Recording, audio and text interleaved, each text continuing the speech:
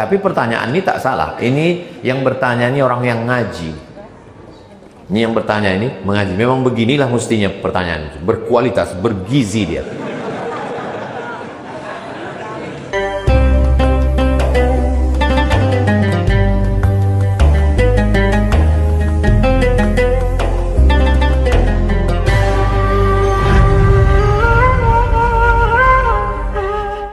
Sama-sama kita hormati pejabat-pejabat, pegawai, keluarga besar, PTPN 4. Dulu seingat saya 5 ini. Biasanya habis 5 itu 6. Mudah-mudahan semuanya istiqomah iman dan Islam. Amin ya rabbal alamin. Baik, kita jawab beberapa pertanyaan berikut.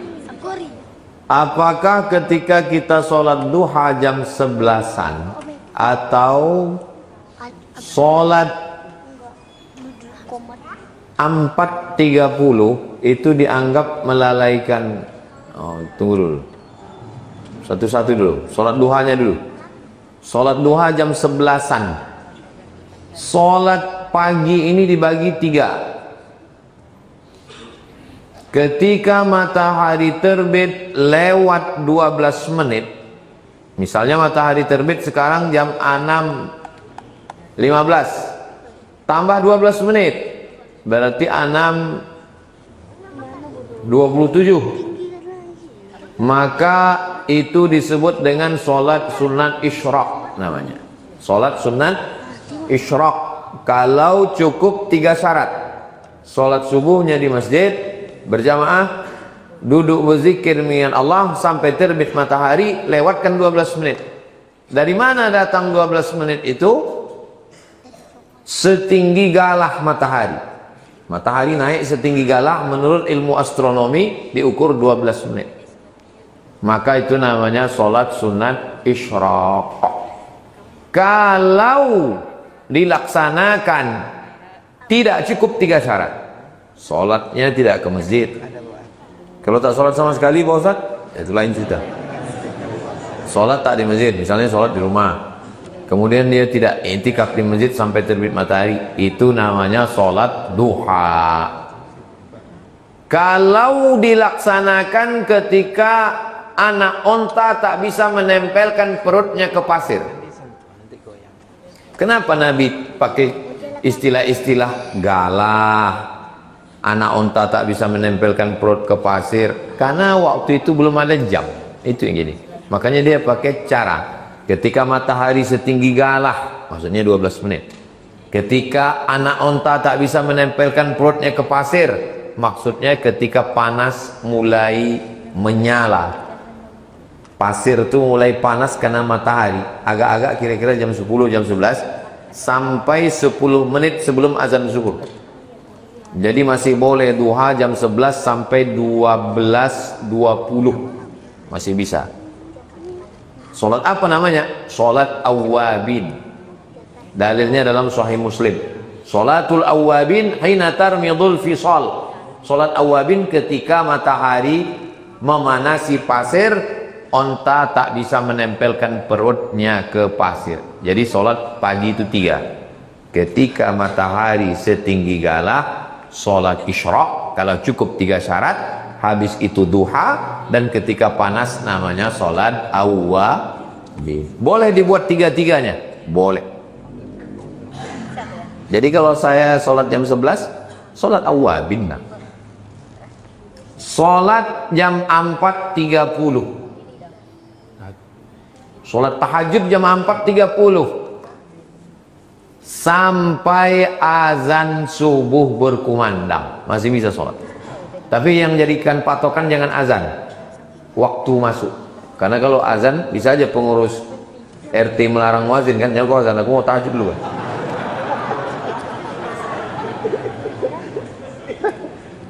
Datang Pak JM, dilarangnya muazin, jangan azan dulu. Kalau azan nonjok kan. Jadi tak bisa dijadikan patokan azan. Yang dijadikan patokan adalah waktu masuk. Nah, ini biasanya di layar ini nampak itu waktu. Bagi yang belum tepatkan waktunya, tolong tepatkan jam tangan itu dengan jam handphone itu ke RRI. Pakai itu waktu yang tepat. Jadi biasanya bulan Ramadan ini orang Islam paling tepat waktu. Tak ada yang meleset. Bolehkah hadis palsu dijadikan motivasi beramal? Yang boleh dijadikan motivasi beramal hadis dhaif.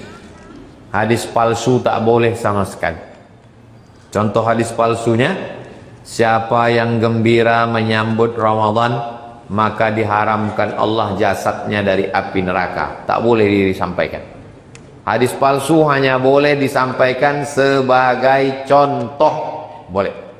Contoh hadis palsu. Itu boleh. Man fariha bidukhuli Ramadan, haramallahu jasadahu 'alan niran. Udah saya tulis itu di Riau Pos. Tinggal tulis saja di Google itu, kalau mau nyari tulisan saya tentang hadis palsu, Riau Pos, habis Riau Pos, UAS, hadis palsu, hadis palsu, Riau Posnya dulu, habis itu UAS, hadis palsu, keluar tulisan saya di Riau Pos tentang hadis palsu. Saya tulis tanggal 19 Juli 2013. Sekarang udah 2025, 12 tahun yang lalu. Kemana aja kalian? 12 tahun yang lalu kutulis sudah. Nanti tolong buka, share, tulis. Bagi yang bingung mau menonton apa, tulis saja di Google. Tulisan, kalau tulisan buat Riau Pos, UAS, hadis palsu. Kalau di YouTube, tinggal aja tulis apa yang mau dicari tentang hadis palsu, UAS hadis palsu. Tentang aliran sesat, UAS sesat. Keluar, gitu cara nyari. Udah saya tulis nggak keluar Pak Ustadz, paket habis.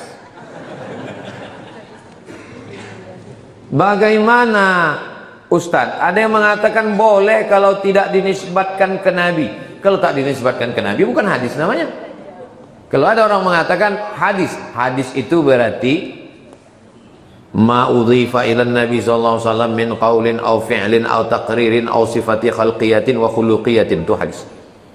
5 perkara yang dinisbatkan kepada Nabi itu hadis. Yang pertama qaul, ucapan, cakap Nabi. Yang kedua fi'il, perbuatan Nabi. Yang ketiga takrir, ketetapan Nabi.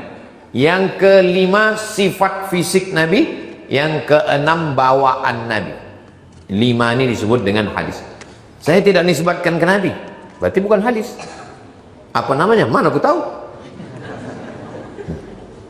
Menurut kata-kata hikmah, menurut guru saya, yang kau bilang hadis. Karena kalau hadis itu berarti ucapan, perbuatan, ketetapan, sifat fisik, dan bawaan. Jika kita sedang musafir, ingin menjamak dan qasar sholat, ketika masuk zuhur kita mampir di masjid. Di masjid itu akan melaksanakan sholat zuhur sesama muqim. Apakah boleh kita sholat zuhur bersama imam muqim? Boleh. Imamnya muqim, makmumnya musafir, maka ikut imam 4 rakaat. Zuhurnya 4 rakaat ikut imam, tapi niatnya jamak qasar, jamak takdim. Nanti salam imam, dia berdiri iqamat, dia sholat asarnya 2. Atau dibalik, misalnya saya mau pergi ke Dumai, pas sampai di simpang tol, berhenti saya di masjid. Nampak orang itu. Nampaknya katanya, Ustadz lah maju Pak Ustadz. Bilang, saya musafir. Gak apa-apa Pak Ustadz. Maju saya.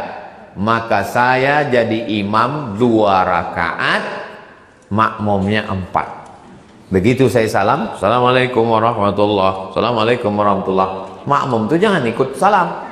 Kau kan mukim. Aku berdiri, tambah 2 lagi. Karena dulu pernah waktu saya sedang ceramah jadwal hari Rabu di An-Nur, imamnya dari Palestina. Waktu itu ada seminar imam-imam internasional, maju imam Palestina itu ke depan.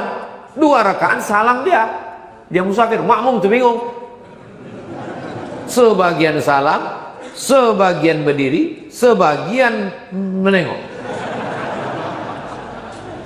Maka saya tulis di Riau Pos, langsung hari itu juga saya tulis di Riau Pos, kalau masuk orang, saya sebetulnya waktu itu mau mengkritik Imam An-Nur, siapapun yang datang ke An-Nur jangan dipersilakan maju, walaupun sorbannya sebesar ban Vespa, karena sudah diangkat di situ imam, namanya imam ratib. Kurang hebat apa ulama-ulama Al-Azhar Kairo Mesir itu? Tapi kalau datang mereka ke Masjidil Haram, yang tetap menjadi imam adalah imam-imam yang diangkat oleh raja. Syekh Abdurrahman Sudais, Syekh Suraim, Syekh Mu'attili. Begitu juga dengan imam kita di Masjid PTP 4 ini. Siapapun yang datang kemari, maka imam tetap. Macam tadi, mana saya maju? Walaupun baju saya kebesaran. Oke, jubah kebesaran XL ukuran.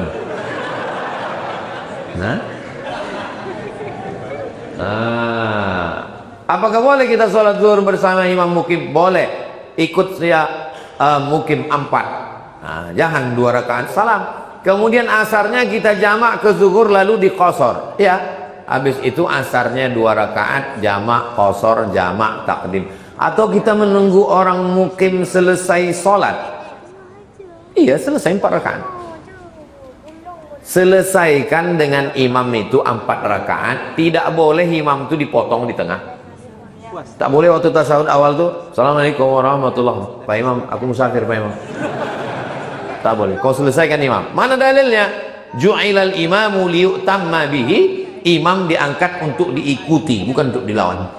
Ikuti imam itu sampai 4 rakaat. Habis itu berdiri, baru sholat asar 2 rakaat karena musafir. Apakah boleh kita sholat sendirian qasar dan jamak saat sholat mukim berlangsung? Masuk kita ke masjid, orang itu sedang sholat pula kita sendirian, tinggallah pahala berjamaah 27. Masuk kok ke situ 27, ini sendirian, bagus 27. Aku nggak suka rame-rame Pak Ustadz.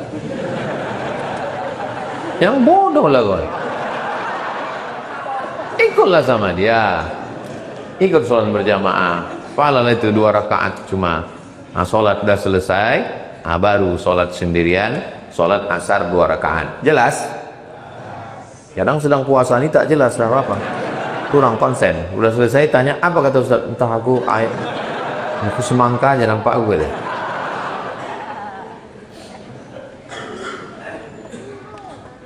Bagaimana menyikapi ayat 286 surat Al-Baqarah? La yukallifullahu nafsan illa wus'aha. Allah tidak membebani orang di luar kemampuannya. Misal orang baik-baik harus menanggung malu karena perbuatan orang. Contoh, maaf, hamil karena perbuatan, misal na'udzubillah, orang baik-baik tiba-tiba perbuatan yang tak baik, dia dihamili, diperkosa orang, na'udzubillah, mohon maaf. Bagaimana itu Pak Ustadz? Jadi cerita ayat ini begini ceritanya. Masih sabar ini kan? Kalau nggak sabar pun, aku biasa saya ngomong sama kamera aja berdua. Itu di TV One itu mana ada jamaah? Berdua aja kan? Maksud saya kalau kalian masuk kantor, masuklah. Saya tidak. Jadi ceritanya begini. Turun ayat 285. Ini yang ditanya ini kan 286. Turun ayat 285. Bunyinya begini.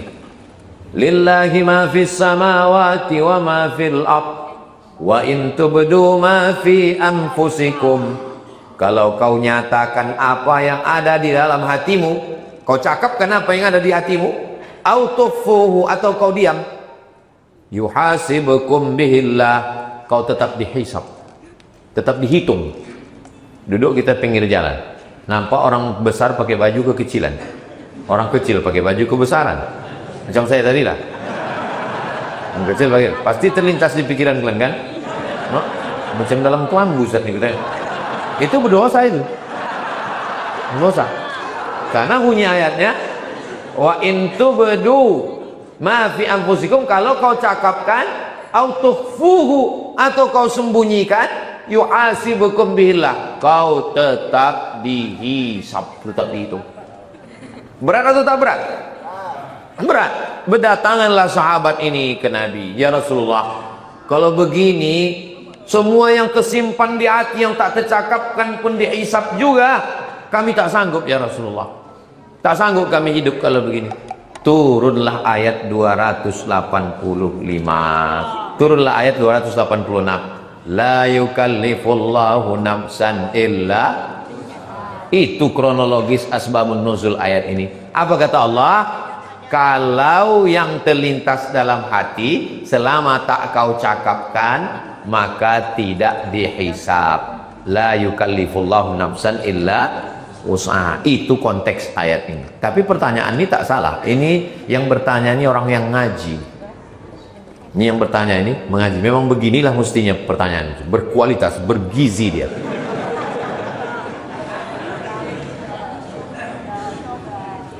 Adapun orang baik, tiba-tiba datang yang tak baik. Innallaha katabal maqadir, Allah sudah menuliskan takdir. Khamsin alfasanah, 50.000 tahun qabla an yakhluqas samawati wal ard. Hadisnya ada dalam Sahih Muslim, hadis sahih. Sebelum Allah menciptakan langit dan bumi, sudah dituliskan takdir, maka dia hanya bisa berkata la haula wala quwata illa billah. Pada perkara-perkara yang kita tak bisa memilih, maka kita serahkan pada takdir Allah. Pada perkara yang kita bisa memilih, maka ada usaha dan ikhtiar namanya. Saya mau ceramah berdiri atau mau ceramah duduk, itu bisa milih atau tak bisa? Bisa. Kalau saya mau, saya berdiri. Kalau saya mau, saya duduk. Itu kan pilihan. Tapi pada perkara yang tak bisa memilih, orang baik jadi korban perkosaan, maka tidak ada jalan lain kecuali menyerahkan pada takdir. Datang ke masjid PTPN 4, diletakkannya motor di bawah pohon, dikuncinya stangnya, dikuncinya rantainya, dikeluarkannya pula rantai besi, dikuncinya ban motor itu ke tiang, ke pohon kayu yang ada di bawah. Selesai sholat tarawih, ditengok pohon kayu itu pun disinsu orang. Apa yang bisa dia katakan? La haula wala quwata. Ini takdir. Tapi orang yang datang ke cicilan, gara-gara sibuk scroll, ditinggalkannya kunci di situ. Lalu ngadu dia, Pak, hilang motorku. Cemana kejadiannya? Kok kunci? Ku tinggalkan. Mampus lah kau. Kurang usaha, ada ikhtiar. Anak baik-baik datang dari kampung, tinggal di kos-kosan, sengaja di kos-kosan satu kampung, pakai hijab, orangnya baik, tidak pacaran, malam tak dapat ditolak, untung tak dapat diraih. Nauzubillah. Tiba-tiba balik malam datang geng motor. Nauzubillah, terjadi macam yang terjadi. Takdir, tak terelakkan. Tapi dengan penuh kesadaran, baru semester 1 udah 3 pacarnya. Salome. Balik ke kampung mengandung. Marah orang tuanya. Kok bisa kau mengandung? Apa kata dia? Takdir ya. Takdir kepala tuh kau katanya. Jelas? Ada perkara-perkara yang kita memang tak bisa memilih hidup ini. Menjadi orang Jawa, Batak, Sunda, Bugis, Mandailing, Melayu, itu kita memilih atau tak memilih? Emang kalau lagi puasa ini susah konsen memang. Menjadi orang Jawa, Banjar, Bugis, Afrika, Cina, itu kita bisa memilih atau tak bisa memilih? Mana bisa kita memilih? Datang rupanya dulu malaikat, kau mau jadi apa? A, Arab, B, Batak, C, Cina. Mana ada? Makanya kita tak boleh mengejek orang karena sukunya, karena itu bukan pilihan. Beragama ini pilihan atau keterpaksaan? Pilihan. Pakai akalmu, pakai pikiranmu, kau gunakan. Habis itu kau bersyahadat, membaca, mendengar. Bingung saya menonton channel mana? Tontonlah channel Ustaz Abdul Somad Official, subscribe, like, share, and comment. Kecuali hari Jumat, Sabtu, pekan kedua, itu tidak di channel Ustaz Somad, karena ini akan diupload di channel Tabung Wakaf Umat. Jangan lupa subscribe. 100% hasilnya untuk pesantren Nurul Azhar, Yayasan Tabung Wakaf Umat, keluar dari jembatan Leton. Nanti jumpa simpang bingung, jangan lagi bingung, langsung belok ke kiri menuju pesantren Yayasan Tabung Wakaf Umat. 25 orang gratis setiap tahun, mengalir pahala sampai hari kiamat, dan sudah dibantu oleh PTPN sebanyak 50 juta baru DP. Kan main PTPN ini, pikir ece-ece ini. Bagaimana cara memperbaiki akhlak kita dalam berinteraksi dengan orang lain? Sekolah pertama sebelum TK, SD, SMP, SMA, S1, S2, S3, sekolah pertama adalah ibu, ayah. Itu sekolah pertama. Datang anak saya, Sami, baru 3 tahun. Pas mau salaman, dipukulkannya. Salam Pak Cik Nak, salam Pak Cik Nak, dipukulkannya. Saya pukul tangannya, jangan biasakan. Salam. Sampai mati dia akan ingat, tak boleh memukul orang, tak boleh kurang ajar. Saya ini duduk di atas kursi ini, di lubuk hati saya paling dalam tetap merasa berdosa. Karena dulu pernah waktu kecil datang tamu, udah begini mata mak tuh. Datang tamu duduk di bawah, saya duduk sini, udah begini. Kita nggak paham, kan? Begitu tamu itu pulang, dikecilkannya radio tuh. Sampai sekarang saya merasa tak enak ini duduk di atasnya, karena ada orang tua di bawah. Tapi karena kamera sudah begini susunannya, gak enak kita berdiri, kan? Dari kecil terlonjak-lonjak, sudah besar terbawa-bawa, sudah tua terubah. Tidak. Tadi sebelum dari sini saya ceramah di BRK, orang tuh menyalami saya. Dua tangan orang tuh, dua pula tangan saya. Nampak saya orang berdiri, berdiri pula kita. Begitu kita menghormati orang. Apa saja hal-hal yang harus diperhatikan dalam menjaga hubungan baik dengan keluarga dan tetangga kita? Kalau bisa balas, balas. Tak bisa balas, idkhalus surur fi qulubil mu'minin, senangkan hati orang. Orang sudah buat baik sama kita, fakafi'uhu, balas. Tak bisa kita balas, doakan. Tak bisa doakan, senangkan hatinya. Tak juga bisa, mati aja lah. Apalagi yang bisa? Pisang emas bawa berlayar, masak sebiji dalam peti, hutang emas dapat dibayar, hutang budi dibawa ke kantin. Apa yang bisa kita lakukan? Bagaimana cara memperkuat kesabaran dan ketabahan dalam menghadapi cobaan? Pertama, yakini bahwa itu sudah dituliskan Allah di takdir lauhil mahfuz, papan di atas langit sana. Yang kedua, bahwa kita disuruh wasta'inu bis sabri was salah, salat. Begitu kita sedang diuji, langsung ambil wudhu, sholat. Kalau kebetulan pagi, duha. Kalau kebetulan malam, tahajud. Kalau kebetulan sore, sholat sunat mutlak. Sholat sunat hajat. Usolli sunatul hajat, kasih aku sabar ya Allah, lillahi ta'ala. Yang ketiga, yakini bahwa pahalanya unlimited. Innama yuwaffas sabiruna ajrahum bighairi hisab. Ujian-ujian yang kita hadapi ini dikasih Allah ke kita supaya sujud kita lebih lama. Ini kalau tak ada ujian hidup ini, sujud kita ini macam stempel pos. Tapi kalau berat ujian kita, lama sujud kita. Subhana rabbiyal a'la wa bihamdi, subhana rabbiyal a'la wa bihamdi. Kenapa kita punya ujian hidup? Supaya kita bertuhan. Karena kalau tak ada ujian hidup di sombong, angkuh, sedang diuji pun sombong juga. Supaya tangan kita itu meminta ke atas khusyuk. Supaya kita berharap dan yang keluar dari mulut kita, ya Allah, ya Allah. Itulah tujuan Allah. Wala nabluwannakum bisyai'im minal khauf. Kuuji kalian dengan rasa takut.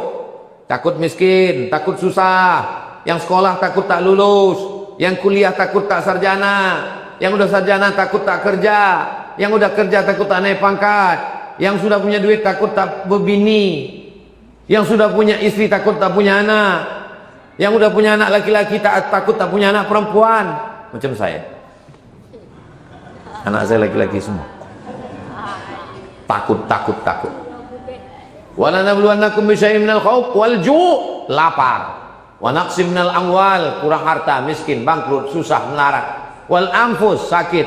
Was samarat, paceklik, kering, banjir. Wa basyiris sabirin. Ada rupanya orang yang tak ada ujian hidup ini. Berat kali hidup ini Pak Ustaz. Itu namanya ujian. Hadiahnya surga. Kalau ringan hidup ini, hadiahnya cuma cuci tangan sama kipas angin. Makanya kita diminta istiqomah, karena berat itulah istiqomah. Kalau ringan namanya istirahat. Boleh ditulis untuk bagi yang ada usaha sablon baju, boleh buat. Karena berat istiqomah, kalau ringan istirahat. Tapi baju-baju yang begitu jangan dibawa sholat tarawih. Tengok orang kertas terakhir. Tengok udah nggak sabar orangnya dah. Kewajiban ibadah haji diwajibkan bagi orang yang mampu. Ustadz, saudara saya menurut saya sudah mampu menunaikan ibadah haji karena sudah memiliki rumah, mobil, harta, tapi belum berangkat mendaftar untuk haji. Saat ini sudah meninggal. Apakah saudara saya dikatakan meninggal dengan keadaan kafir? Apakah menjadi kewajiban ahli warisnya untuk membadalkan hajinya? Man wajada sa'atan, siapa yang lapang rezekinya, falam yahuj, dia tidak berangkat haji, mata mitatan jahiliyah, matinya mati jahiliyah. Apakah kita bilang dia mati jahiliyah lalu kita tak ziarah? Kita husnuzon, mudah-mudahan dia husnul khatimah. Allahumma fillahu warhamhu wa'afihi wa'afu'an. Maka bagi anaknya, keluarganya yang mau menghajikannya, dibadalkan haji. Badal haji sampai menurut 4 mazhab, paling tua Hanafi, nomor 2 Maliki, nomor 3 Syafi'i, nomor 4 Ambali. Cara membadalkannya, misalnya saya sudah haji, mau membadalkan almarhum, maka saya niatkan, aku niatkan haji ini untuk menghajikan almarhum. Bagi keluarga yang sudah haji, bagi yang belum, tak bisa menghajikan orang yang sudah meninggal dunia. Perihal pajak, makin berat aja nih. PBB, pajak bumi dan bangunan, pajak STNK dan harta lainnya dibebankan kepada pribadi. Apabila kita meninggal dunia dan kita tidak membayarkan, apakah beban pajak tersebut menjadi utang buat kita Pak Ustadz? Pajak itu kesepakatan seluruh pemimpin di Indonesia mewajibkan pajak bumi bangunan, pajak kendaraan. Makan pun dipajak sekarang. Jangan banyak-banyak kalian makan. Yang semestinya kita tidak perlu bayar pajak saking banyaknya penghasilan Indonesia. Tapi karena kita sudah sepakat bayar pajak, bayarlah pajak. Orang bijak taat pajak. Saya ini bayar pajak ini. Yang kemudian pikir saya nggak bayar pajak. Datang orang pajak ke tempat saya. Ustadz, datang ke kantor pajak. Datang saya ke kantor pajak. Bayar pajak apa Ustadz?